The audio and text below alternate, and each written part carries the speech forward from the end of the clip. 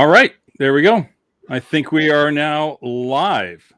Awesome. So, hey, folks, welcome to another session of Getting to Know Dynatrace. My name's David Jones. Everyone calls me Jonesy. This week, our guest demo sales engineer is Shawn Pearson, and he'll be leading our demo off this week. But before we get to our demo, we've always got our introductory segments, and so let's get started. I'm going to share my screen right now. There we go. And here we are. Hopefully everyone can see my screen.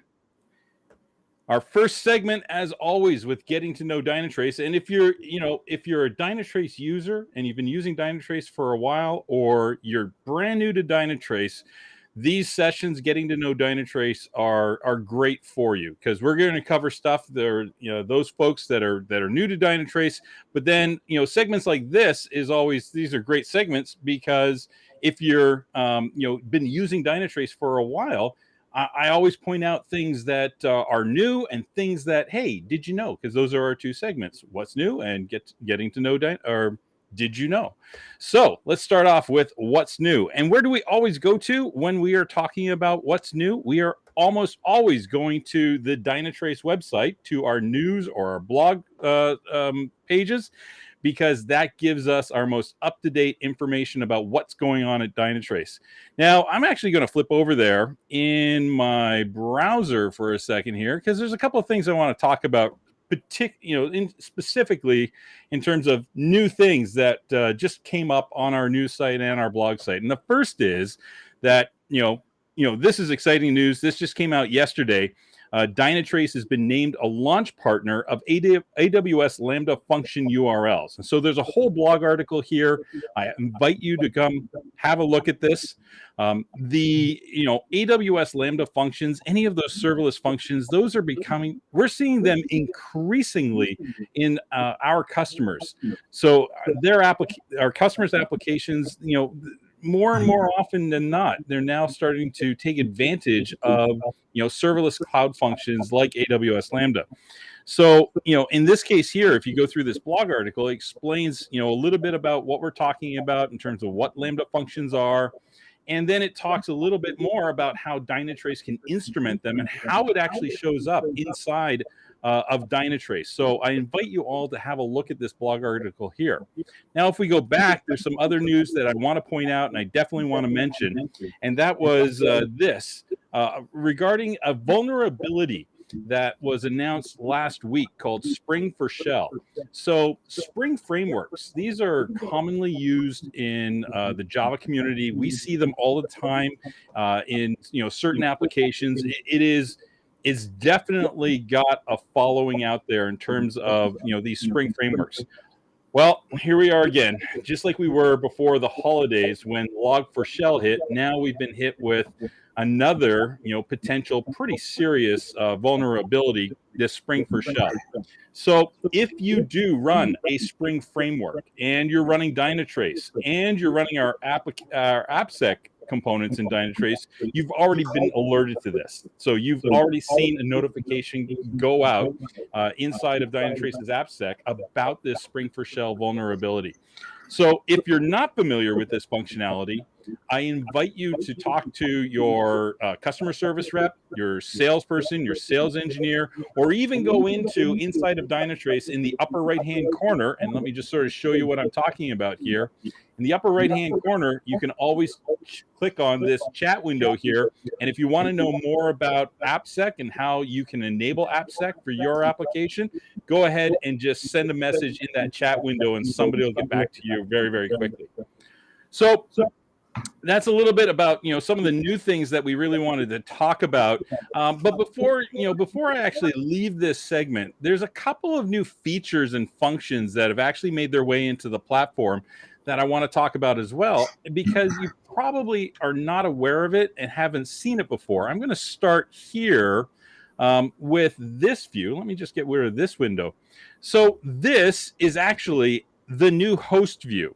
So if you're viewing a host inside of Dynatrace, along the top, you probably would have seen this bar that said something about, click on here to see the new host view. When you click on it, this is the view that you get. Now, one of the new functions that actually has just come out recently with the latest release of Dynatrace is this concept of process instance snapshots. And what are these? So the process instance snapshot is a way for Dynatrace to get more granular detail about the processes that are running on your hosts. And in this particular case, it's particularly good for scenarios where you have a very low level OS type process that all of a sudden consumes a whole bunch of resources. And it does so in a very short period of time. Normally, that would be a little bit difficult to diagnose. But now with these process instance snapshots, you get direct visibility for a period of time into all of the processes that are running on that host. Where's this really useful for? What happens when you have a batch job that kicks off and all of a sudden that batch job starts starving the machine? It consumes a whole bunch of CPU. It starts consuming all of your memory. In that scenario, when a batch job is kicking off in the background and it's actually impacting the overall performance of your application, that's exactly what these process instance snapshots are really, really useful for in helping you diagnose that.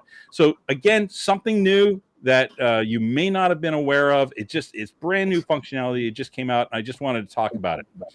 So let's go back to our good old presentation here. And, the second segment after what's new is always, did you know? So what I try to do is I go out and I try to find something that, people really aren't necessarily aware of inside of Dynatrace. And so this week's Did You Know segment, really we're focusing in on cloud supporting services for Azure and AWS. Now, if you're using Azure or AWS, any of these cloud hosting providers, if you've got your applications up in the cloud, there are features and functions, extended capabilities that the cloud providers will give, and these functions and these services could be. There's literally dozens of different types of services that you can utilize within your applications, and they could be anything from, right here we've got Azure account information, Azure blockchain, we have Azure cognitive services. There's AWS CloudWatch logs, AWS data sync, Amazon EC2 spot fleet. Like literally when I say there's dozens of these different supporting services, that there's so many to choose from. I couldn't list them all during this segment. But the thing is, now that you have these services available to you and you can connect your apps to them, how does Dynatrace treat that information? So what Dynatrace does is it provides visibility into these services, and it includes them within our entity model. What do I mean by that? Well, if we go back to, say, view inside of Dynatrace, this is the Dynatrace smartscape. You've all probably seen this before, but if not, have no fear. Shawn's going to walk us through a demonstration today, and he's going to tell us all about the smartscape. But for those people who are familiar with the smartscape, here I'm looking at an AWS region. It's Western Europe. And over here on the right-hand side of the screen, what you can see are a whole bunch of different supporting services that we were talking about. Now, in this example here, we have let's go grab this one as an example. So this is a Azure API management service.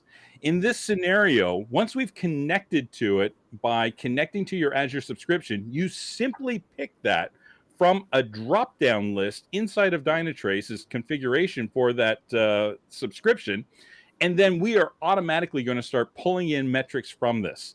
And so here you can see it becomes part of the entity model. Even knowing I don't have a Dynatrace One agent installed within this service, I can see when other entities are talking to it. The One agent is providing us telemetry from those other entities, and then the cloud, in this particular case, Azure Monitor, is providing us metrics for that specific service. Dynatrace is smart enough to know that service is talking to those other entities that are being monitored by the one agent. And hence why you can actually see this service now has these following dependencies here. This JavaScript service here is, or I should say, that's not JavaScript, that's Node.js. This Node.js is talking to this service. This service is then talking out to this Node.js service. So all of those different dependencies, the things that the smartscape does really, really, really well. In this case, all of those supporting services, if they are communicating to something that is being monitored by a Dynatrace One agent, you're now going to be able to see those dependencies show up inside of Dynatrace. So again, something that not a lot of people were aware of are these supporting services, and the fact that these supporting services are included within our entity model. Not a lot of people know that or are aware of that. I just wanted to take today's segment and take some time to talk about it. So with that, now let's get back to our demo. It's demo time, so we're going to hand things over to Shawn. Shawn, I'm going to stop sharing now, and we're going to have you start sharing. So let's get started. There we go. Shawn, take it away. All right. Oh, thanks, Jonesy. I feel like you did a good job on the smartscape. I'm going to have to try really hard to be as cool as you were when I get there and talk about it. So I'll do my best. So hi, everybody. I'm Shawn Pearson. I'm a sales engineer with Dynatrace. I've been here for about a year, actually. I think 1 year anniversary is coming up here in a couple of weeks. But prior to working at Dynatrace, I spent a number of years in kind of the corporate world doing things in a very large banking environment and a large insurance environment. And during the time actually at the banking, most recently, one of the products that my team used was Dynatrace. And we actually had a number of other tools. I was sort of responsible for the APM team in general using Dynatrace and a number of other products. And over time, really got to like Dynatrace. And when I had the opportunity to join, I guess, spoiler alert, as it were, this was the product I really liked and ended up working here for the company. So very exciting for me to be here, and love being able to take the opportunity to kind of turn around and share things back like this that I really enjoyed joining when I was a customer to look at. So kind of a dream come true, as it were. Right on. Anyway, hey, Shawn, but before you get into the demo, I'm just going to make this announcement. Folks, if you have questions, feel free to add questions into the chat window in whatever channel you're using to view this session. If you're in LinkedIn, or if you're on YouTube, or if you're on Twitch or Twitter or whatever, Facebook, whatever it is, feel free to ask questions in those channels. We'll see them pop up. We'll try to get to all the questions that we can. Shawn, it looks like someone's already asked a question, and the question's going to be his question is, he's totally new to Dynatrace. What is the value that Dynatrace will provide? So you're gonna get to start the demo off with a really big question. Yeah, I feel like we should send the guy $20 or something for that question. That's like the most perfect question to start. So yeah, that's hopefully what we'll talk about in the demo here for a little while. As we go through this, hopefully that'll come out very clearly. In general, Dynatrace is, in a sentence, in my opinion, Dynatrace is there to help you find issues with your application, fix them before your users find them, and proactively get ahead of things and avoid things that can be brand name issues or cause damage to someone's opinion of your website or application or whatever processes you do have. So hopefully you'll see kind of that more as we go through the demo today. So any other thoughts, Jonesy, from your perspective there, or do you want me to get wrong? No. Shawn, let's get into that demo. But I look at it this way. If someone was to ask me, what is Dynatrace, my sort of out of the box kind of answer is going to be, Dynatrace is an AI assisted software intelligence platform that is designed to make your applications run better. Period. End of story. And then the outcome of that is, and you mentioned it, Shawn, like that's one of the most important things, is protecting your brand. That brand could be anything from the brand of the company, the corporation, the organization that you're working for, but that brand also extends to your personal brand. if you're considering using Dynatrace, you have some investment in making sure that your company, your organization, yourself, you are focused on the application, right? And in this, what Dynatrace really does is it helps you protect not only your company's brand, but your own personal brand. Because if you're one of the people that's responsible for making sure that the lights are on, Dynatrace is going to make your life a lot easier. And then obviously, Dynatrace is, clearly can be used for doing all sorts of things in terms of, protecting revenue streams, reducing costs, increasing efficiency. There's all sorts of different sort of value points that Dynatrace really covers. And so let's get into the demo, and you're going to see, as Shawn goes through this demo, exactly what we're talking about. Very cool, Jonesy. Yeah, thanks. That's great. Expansion of the original thought. So I am right now at a dashboard for Dynatrace, and don't necessarily would plan to spend a whole lot of time looking at this or really any of the pages we're going through. And like Jonesy said, if there are any questions about things like this page or the 4 or 5 other places we'll look, more than happy to go into questions. Would love to deep dive or look into something interesting, or if something really stands out, more than happy to go into those things as well. So just kind of we'll walk around the fence here, and then by all means we can jump in further if we need to. So from the first perspective, we're looking at a dashboard view in Dynatrace. The idea here of just what I'm trying to share with this is that Dynatrace as a platform is generating, providing, collecting an enormous number of metrics and giving those metrics meaning on its own once you install it and once you bring it together and start deploying those one agents that we'll talk about in a little bit that pull all of that data in. This dashboard that we're looking at right now is kind of the idea of it is that on the left side, it's showing things from a very high level of key things from an application outside world perspective, maybe executive views, where you can see Dynatrace is doing things like looking at the world map perspective of how your applications and processes are performing. And it's looking at the applications more specifically, and it's looking maybe at key conversion rates that are absolutely heartbeat critical to your organization. And then kind of the idea here is that we can zoom down a little bit. So I've named this my Heimdall's view. If anyone happens to be a Marvel fan or kind of likes the old lore, kind of the idea that you've got that Heimdall that can look across the entirety of everything across the galaxy and see a broad view, but then be able to just zoom all the way down to a single person on a single planet is kind of the idea of what this is trying to show. And so you can see sort of as the next step, once you've looked at the overall view, I have the idea here of sort of an operational control tower, sort of like an operations center view, where you can see the applications specifically of how they're stacked up. Dynatrace can provide a view of all of the services in a red-green honeycomb. And you can see we can get down into more details, specifically down to the smartscape, which we'll talk about more in a second. And then it just gets more and more specific as you go through into critical business metrics. You can then go into application development view, where we're looking at JavaScript errors that might be happening on the applications, mobile crashes, how often those are happening from our mobile app. And then I go all the way into the infrastructure here, where you can see Dynatrace is pulling from VMware, from AWS. It can pull from Azure, all your cloud major providers, all the same. I just happen to put these 2 on the page, maybe looking at some databases, and then all the way down into the network metrics. And then sort of at the far right over here is kind of a different category, but very important. Dynatrace has an incredibly strong synthetic engine.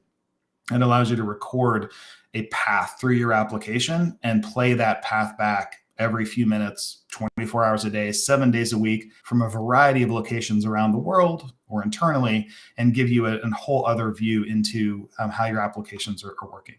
So just wanted to kind of provide that quick overview right there of kind of what you see at a wide view. And then in the next slides, we'll get into what Dynatrace is actually doing with all that data and what it can provide for you automatically. So, Hey, Shawn, let's just take a pause for a quick second, because again, the questions are coming in fast and furious. I love them. So one of the questions was, can Dynatrace work with, and provide integration with performance testing tools like Load Runner? Absolutely, it can. As a matter of fact, if you check the chat window, folks, a couple people now have posted in a link to some documentation on the Dynatrace help page to describe exactly how we would integrate with Load Runner. And, Dynatrace is just a perfect complement to your load testing tool.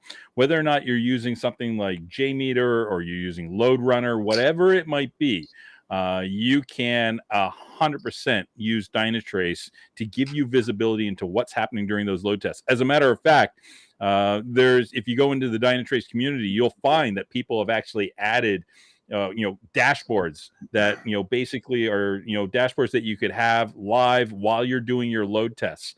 So, and it's just, there's all sorts of different examples of how Dynatrace can, work with something like Load Runner. The second question there. Oh, sorry, Shawn, did you have something you wanted to add to No, that? just, yeah, absolutely. I love that thought process, but yeah, that's a whole topic on itself, but that's such a great way to go right off the bat. I love it. Yeah, absolutely, it is. We actually, we do performance clinics, and if you go onto YouTube, do a search for like Dynatrace, Andy Grabner, testing, load testing, that type of stuff. You're going to come across some great YouTube videos that are going to walk you through exactly how they can work together. Andy Grabner, he's just a master at creating this content. So I invite you all to go, look for Andy Grabner and Dynatrace on YouTube. The second question was around OpenShift. Can Dynatrace be used to monitor applications that are being run within OpenShift? OpenShift is a flavor of Kubernetes, and the simple answer is yeah, absolutely. Dynatrace can be used to monitor OpenShift-based applications. It's very simple to use Dynatrace with OpenShift. We provide what's called an operator. And that operator, you include that with your, into your OpenShift application. And once you've done that, you basically, when you launch your application, Dynatrace's agent comes along for the ride, and we're going to provide you just a tremendous amount of visibility. So it's super simple to integrate into OpenShift. And then the amount of data and the value that you get out of it is just enormous. So you'll be able to overview page. Sorry. Yeah, here's our overview page. Well, actually, Shawn, rather than me hogging all the time, let me hand it over to you and why don't you walk us through, some of the different visualizations that we have for Dynatrace and OpenShift. I should say for Kubernetes and OpenShift. Yeah, Kubernetes, sure. So I guess kind of the key thing there is absolutely covers OpenShift, but because Dynatrace is built from the ground up as a cloud native platform, it is intrinsically aware of all of the different ins and outs of the different types of Kubernetes that might be running. So you could have AKS running in Azure, you can have it running in AWS, obviously on-prem, doesn't matter what you're doing, OpenShift, whatever it might be. Dynatrace is able to distill all of that down. And to me, from back in the corporate days when we had an enormous enterprise and had multiple different kinds of platforms like this running, having a product like Dynatrace that can distill it all out, best of breed monitoring everywhere, but normalize it all to show you these really clear, concise pages of how your Kubernetes is behaving, no matter where it is, to me was just great, because it quickly gives you that ability to share Dynatrace with others and say, hey, I know you use this kind of Kubernetes, but hey, check it out. You can go right in here and you can see your cluster. You can see exactly the kind of same things that I might be looking at, even if we're different. So for example, here's a Kubernetes cluster. You've got utilization. You're looking at workloads here. You've got your basic CPU usage, and you look for things like pressure, your memory pressure, all of those kinds of things are here. Kubernetes events will pop in. I don't happen to have some from these, but you can capture things like node down or node up, or all those different kinds of standard Kubernetes items that you'd see there. It's showing me my namespaces, how many pods I have running in them. And without going into too much today, hopefully you can start to see right away that you've got a lot, and there's a lot we could deep dive into here. But for example, if I click on the view pods, I can jump right down to Dynatrace's view of these pods. Again, it'll reach out to Azure and grab them. It can get them on-prem, AWS, wherever you're running them. And you can see all these different pods that are running here, the current state of those pods. And Dynatrace is tracking all of these different items, no matter how long they live, no matter how transient they may be. And even up here in the top right, I have a view where I can go into custom views. I can go back in time. I can go forward in time. Super amazing capability here too, where because they're so transient, right? Dynatrace is gracefully instrumenting into these pods when they come up and tracking them and getting logs from them if you want, and then gracefully shutting them down.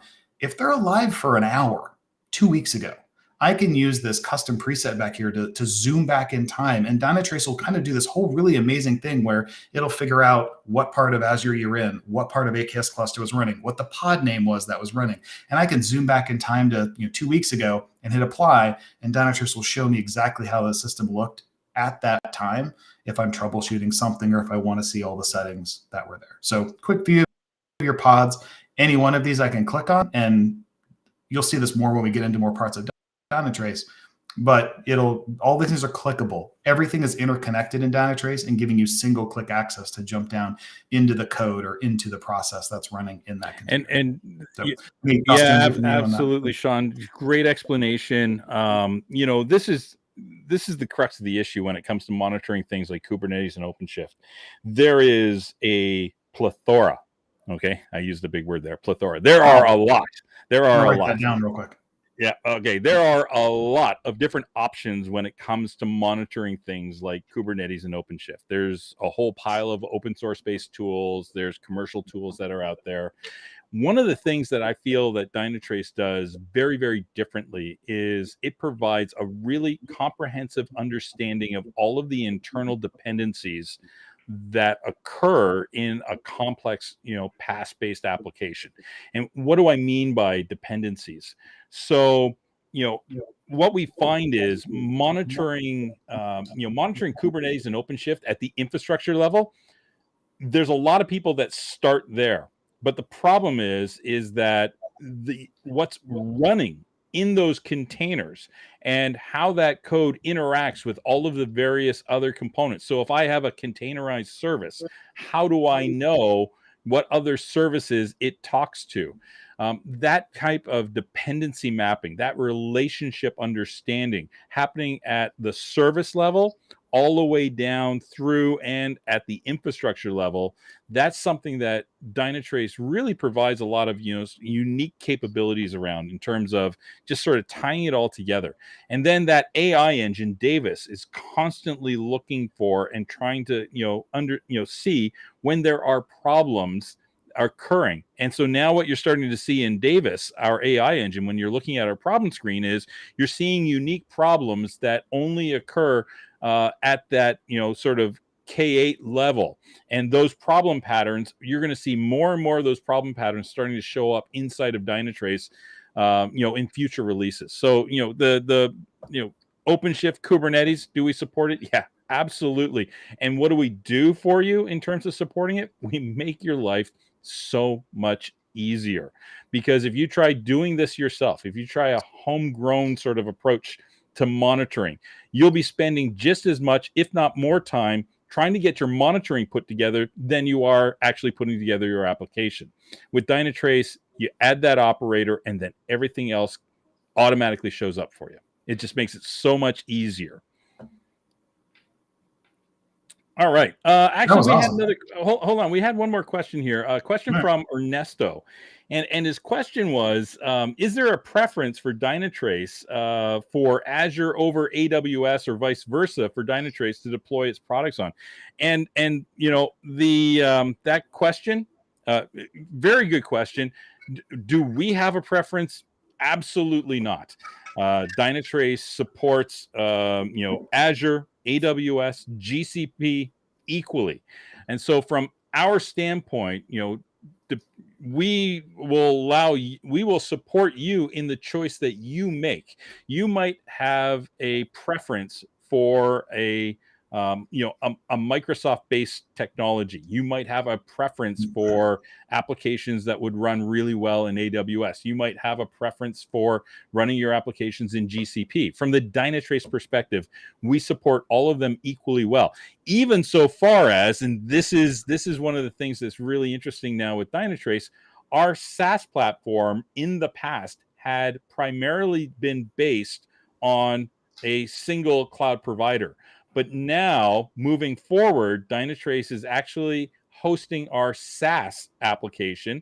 This is where we store all of the data on different cloud providers. So you get the option of picking and choosing what SaaS provider that you want to host your data on for our SaaS-based application. It's kind of unique in the industry right now. There's not a lot of other companies. They tend to just sort of focus on one SaaS provider over another. We are completely agnostic. So that's a very good question. Thanks, Ernesto. All right, Shawn, let's get back to the demo. Let's see. What else do we got? We sort of went off on a tangent on there's more. But wait, there's more. If you order today, we also include the Smartscape. Yeah, it sounded like you were going into the Smartscape a little there. I didn't know if you wanted me to like Vanna White for you, Jonesy. No. I'm not going to do anything. You're going to do the demo. So no. I like if you want to talk through it, fire away. White. Hopefully, everybody still knows what Vanna White is, and I didn't just date myself terribly. But I would love to be your Vanna White, Jonesy, is what I'm trying to say. So Jonesy touched on it just a second ago, but to kind of step through that and then kind of go to how the AI helps with problems. Dynatrace is looking at all of those services that we were just talking about that are running across those pods. It still could be anything that's running locally as well too. So if you have a virtualization platform or something like VMware, again, Dynatrace is agnostic to that, and beautifully so, because it is able to pull whatever those processes that are running, whatever services that you're providing, and generate a view for you that's normalized across everything, while obviously still knowing where it comes from. And I'll show that in a hot second. So what you're seeing here is, and you'll saw this a little bit from, by the way, if you remember a little bit ago when Jonesy was showing the Smartscape as well. But the Smartscape is doing exactly that. It is looking at those services. It's figuring out all of the everything, all the transactions that are coming into a service, or the start point if it's a user starting a session or clicking a button on a website. And it's looking at everything that service requests or requires or depends on downstream from it. So again, Jonesy kind of showed this a little bit before, but just picking one of these, you can see here that there's a service, and you can see downstream arrows from those services as they make the hops through all the different connections that they make. And again, from my past corporate experience and other places and lots of customers I talk to, it is so hard to keep a good idea, a good sense of your applications or applications in my space just without something like this, because things constantly are changing just all the time. And so something like Dynatrace, where you actually get an accurate real-time topology map, is huge just to have something like this. So I know for a particular application what all really kind of the parts are of the pumpkin patch as the cords go through into other pumpkins, and then the patches go through to other pumpkins. This connects everything together for you, see it one place. And the other thing that it does, real quick, and then we can pause again if we run into other questions, is that I've just gone to the data center view, because Dynatrace is looking at data centers, hosts, processes, the services that run on those processes and applications. If I were to pick one of these, for example, and again, Jonesy showed this a little bit ago, but to kind of revisit it from a more general perspective, from this data center perspective, because Dynatrace is cataloging everything that it sees running, we have that integration with AWS running underneath, which is a simple setup. Dynatrace does all the rest for you and builds out for you a view that shows that in this availability zone, I have these hosts. I have some Windows, I have some Linux. It shows all of the processes that are running on those. So whether those are Java processes or Node.js or whatever they might be, they're all running on those hosts. And then you can see these lines being drawn here from the actual services that I'm providing. And by telling Dynatrace which of these services my application uses, you can see all these different websites up here, applications. And to me, this was amazing, again, back in the corporate world, where I could find an application if I didn't know really what was connected. And then I can trace everything that it's going to, see what data center or data centers that application is in, and get a really holistic view in real time, completely accurate, of what my application is actually doing and where it lives.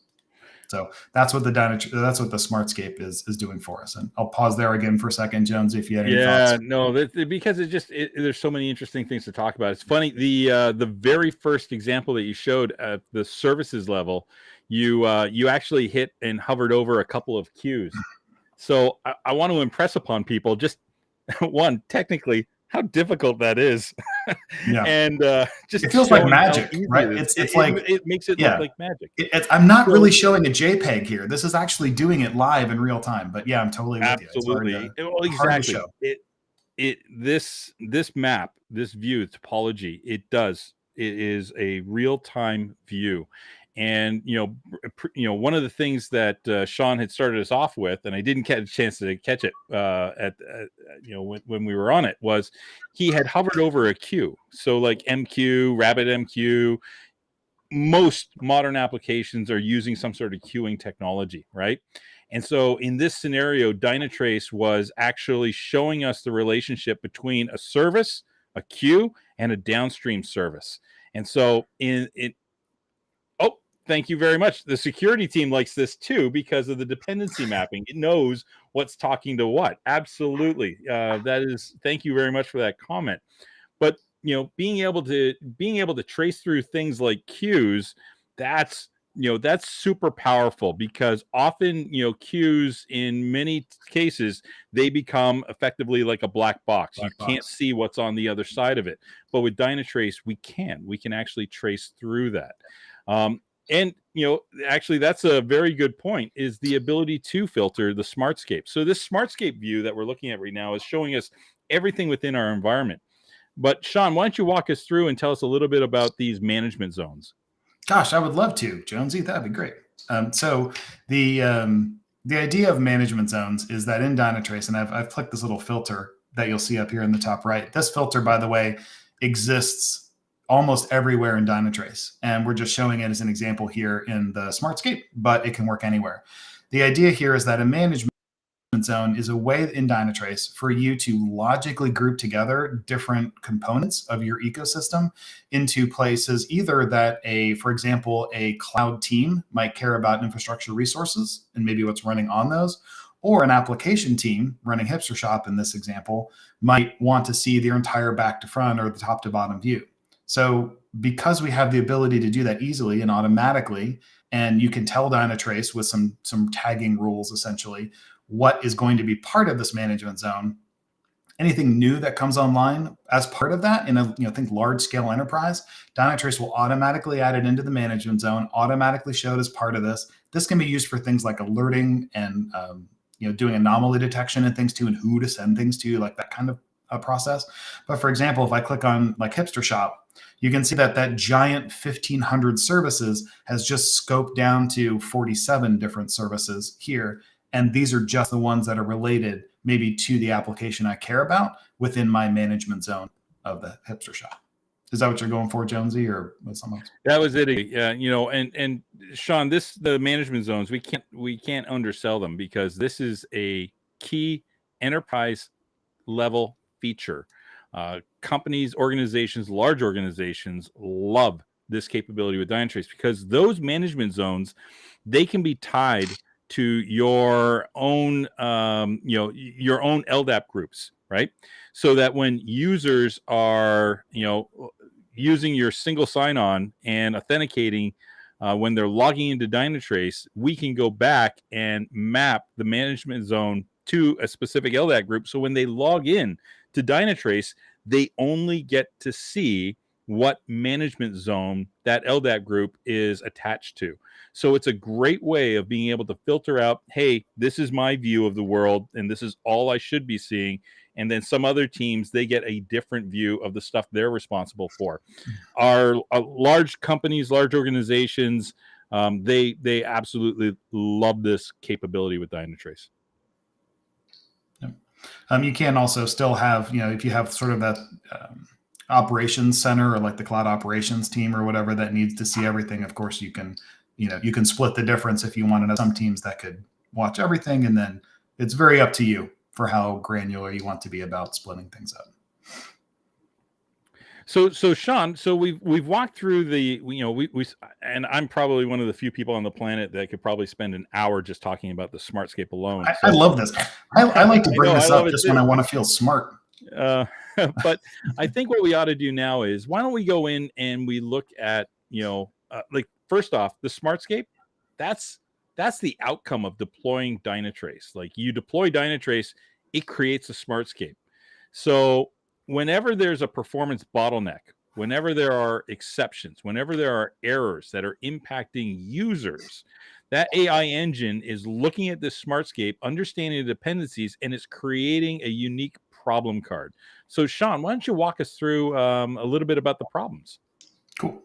So all I've done at this point is flipped over to a tab for problems. Everything I'm clicking on is over here on the left. I just have a list of tabs at the top so I don't lose track of where we are.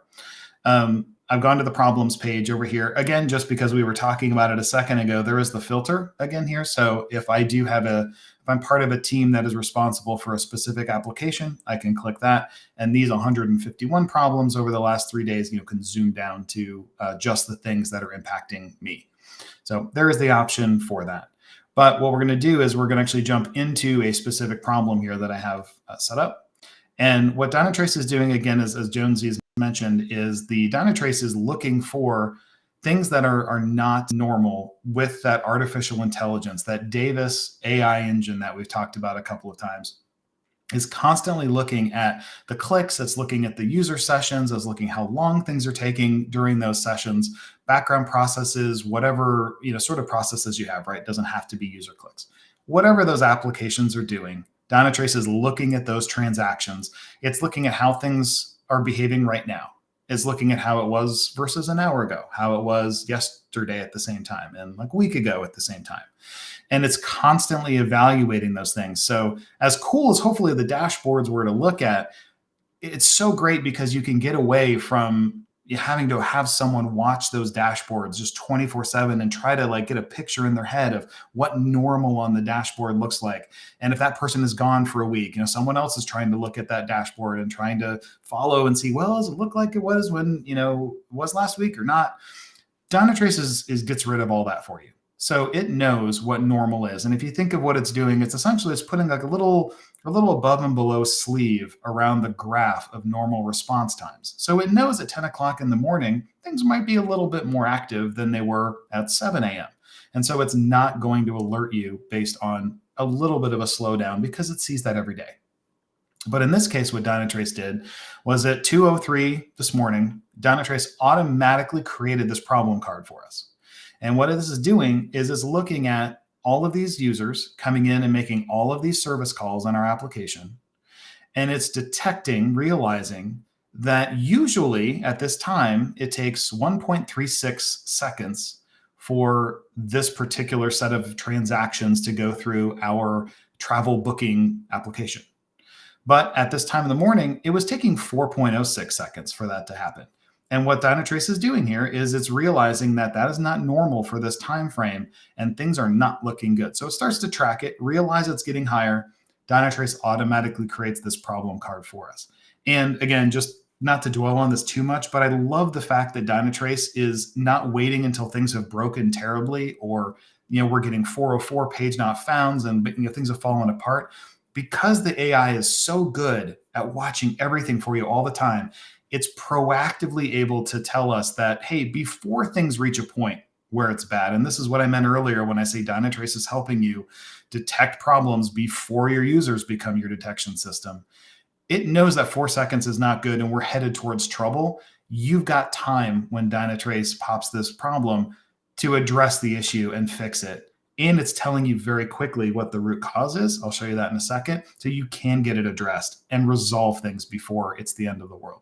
Incidentally, the second cool thing that Dynatrace is doing here, again, used to love this in the corporate world and see customers love this all the time, is because Dynatrace is aware. Remember that smartscape we had a little bit ago. It knows what all the components are automatically that are connecting to your systems. And in this case, I have a synthetic that Dynatrace is generating that it knows that it is making this synthetic call into this travel app as well. And Dynatrace is automatically pulling together those two entities into this one problem card because it knows the root cause is related. And instead of generating two incidents or multiple incidents or several incidents, Dynatrace creates this one problem card with one incident or one anomaly detection notification for both of these items. So you don't have to do that thing where you have multiple teams all kind of with their magnifying glasses out, following the footprints through the trails, trying to figure out where everything's connected. And then you do that thing where you bonk heads and realize as you walk into the same room looking at them that you've all been tracking the same thing the whole time. All of that's gone. And Dynatrace points right at the root cause here, that the check destination service was the problem that we had. It gives you an analyze response time degradation button. It will take you right into the degradation that was happening, show you exactly what that root cause looked like at a technical level. And in this case, because we have ServiceNow integration built in, which if you've, I've heard of ServiceNow once or twice, it seems like I think it's going to be a thing eventually. ServiceNow is going to be a big deal.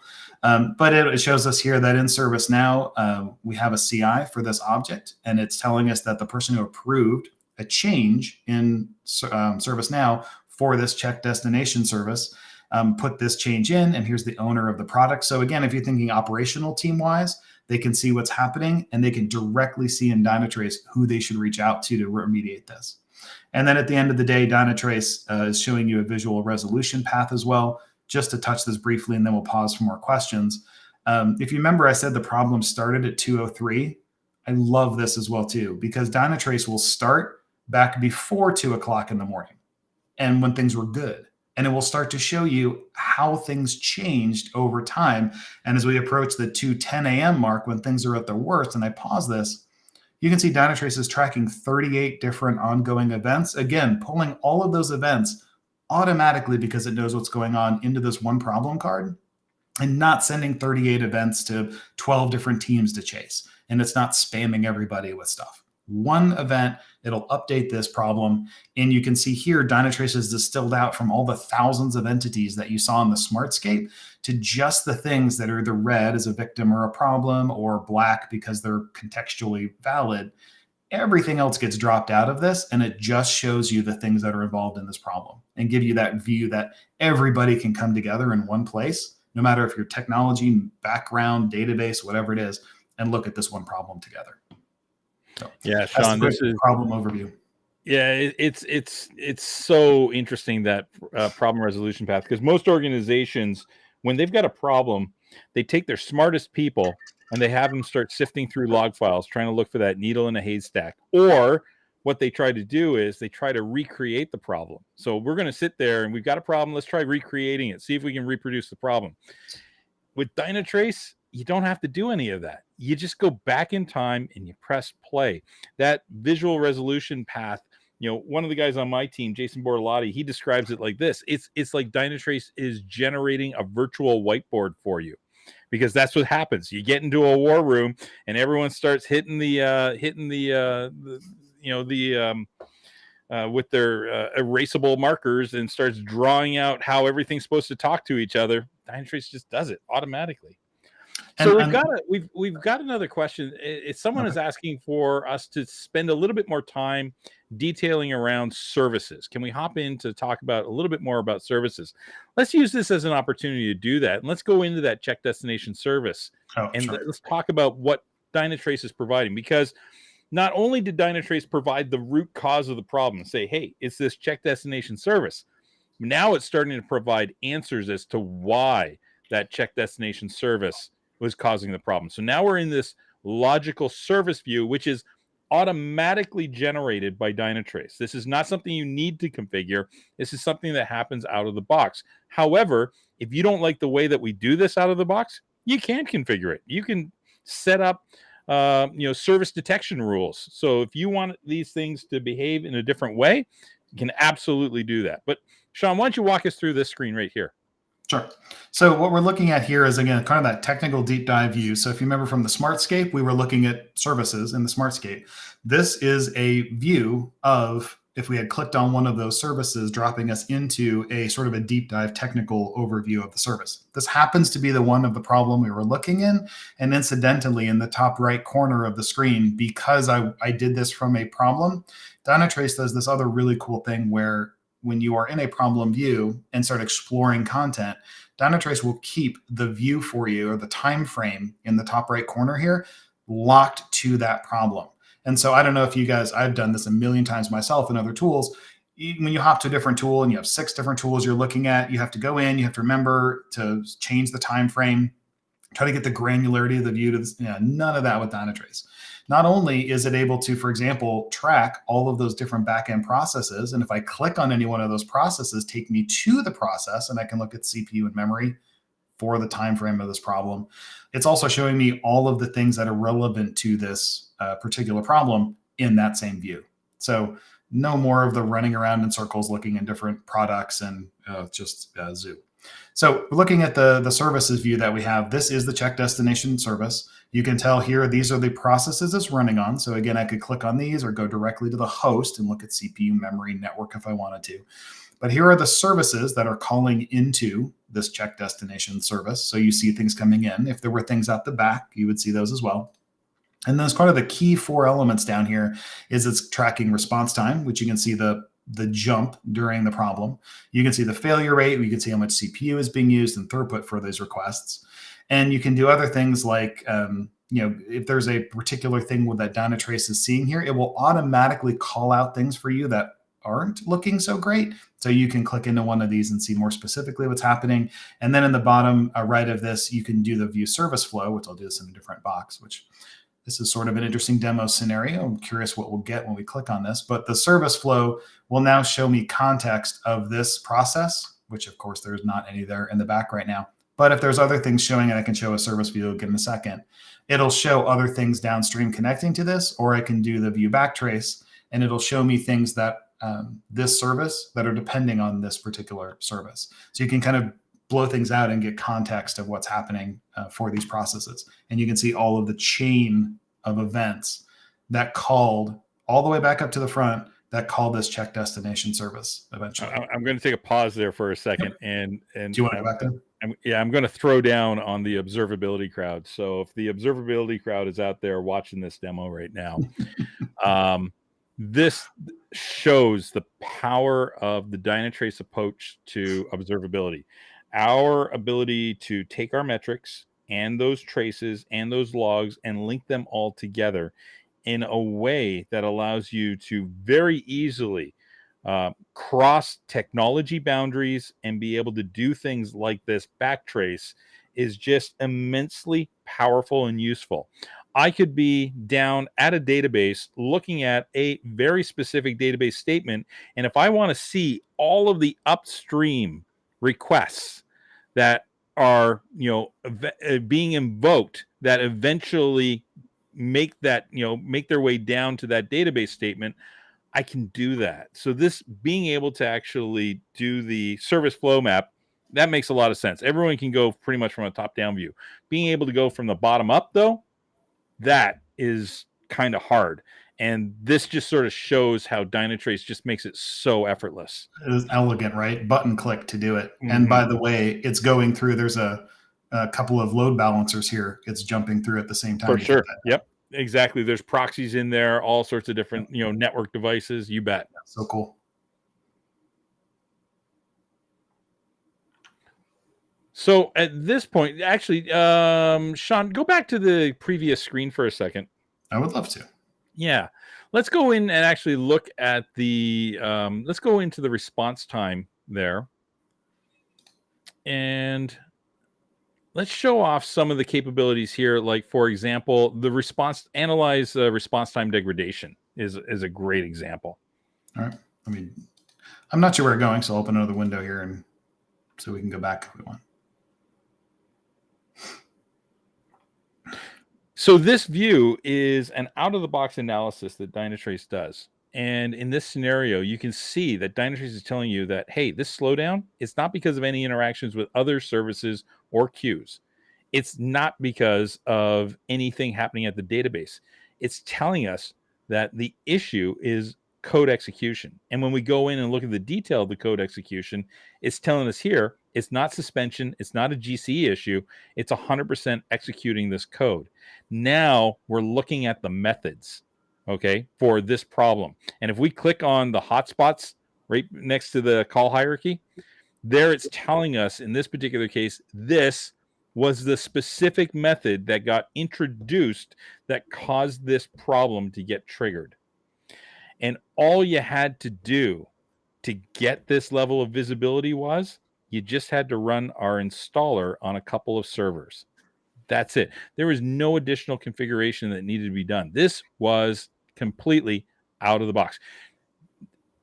Who's asking that question about W3C trace IDs? That feels like a plant, that question. All right. So Dynatrace, as a matter of fact, we actually sat on the W3C committee that was responsible for the W3C Trace ID. And what W3C Trace ID is a standard that allows you to basically, it's a standard that allows you to basically create a trace ID that would persist across vendors, across technologies. And so the idea is that it would allow things to better be able to communicate with each other. So one of the, I think, most powerful ways that I can show how this works and what it does is, let's go into the logs. Let's go into the logs here. And in the logs, what we want to do is, let's grab I gotta jump out of the problem view. Yeah, that's fine. So you can see here, no, you're good. Yep. You can see here in the log, there's actually a column over there on the right-hand side where we're pulling out a trace ID. So let's go ahead and click on one of these log lines that's got that trace ID.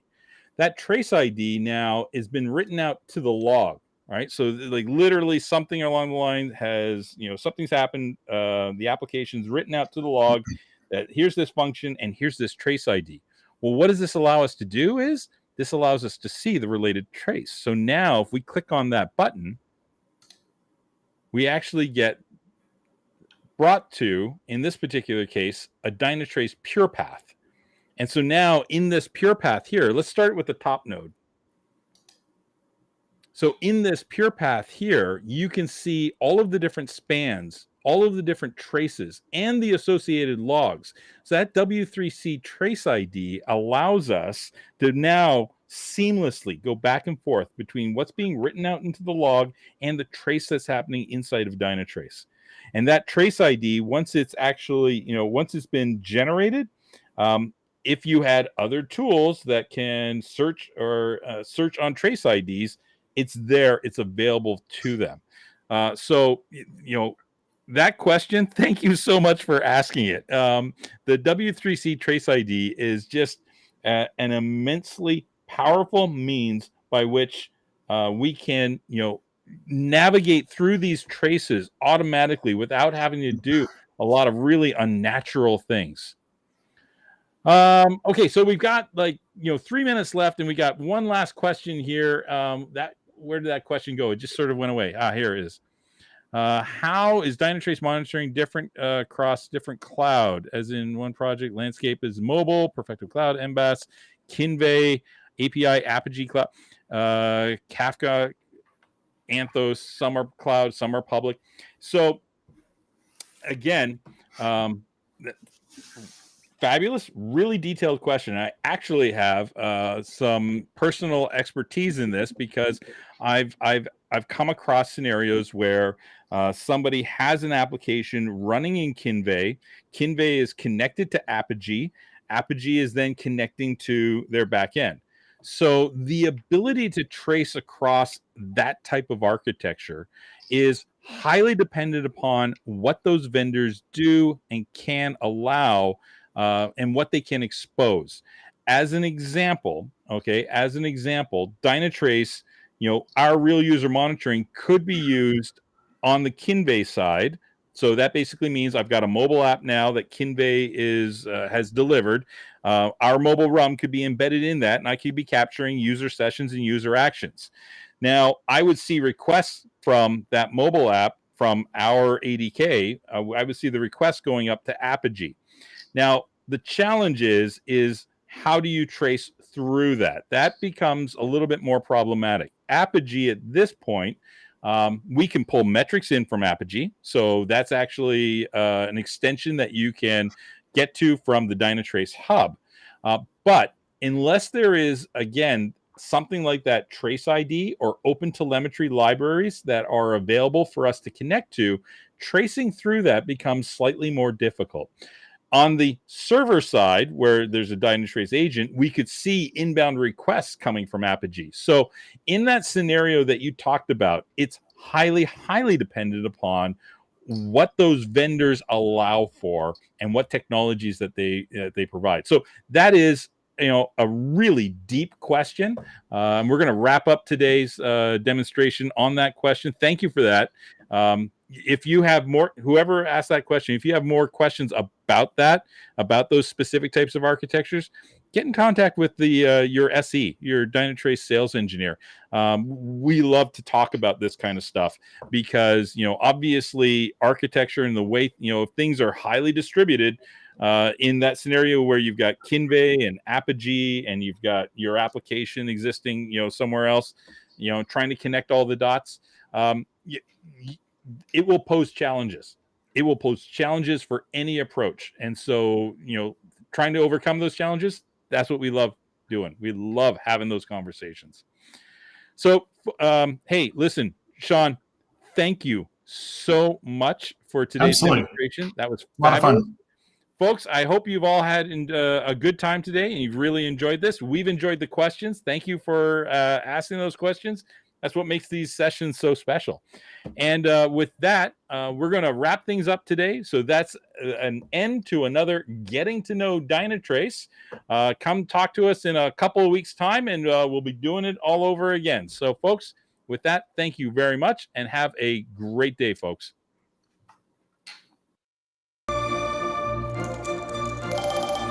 Our baggage system just crashed. Oh no, who's responsible for this? Who's responsible for this? Get Dynatrace, observability and AI ops to automate your cloud. See how at Dynatrace.com.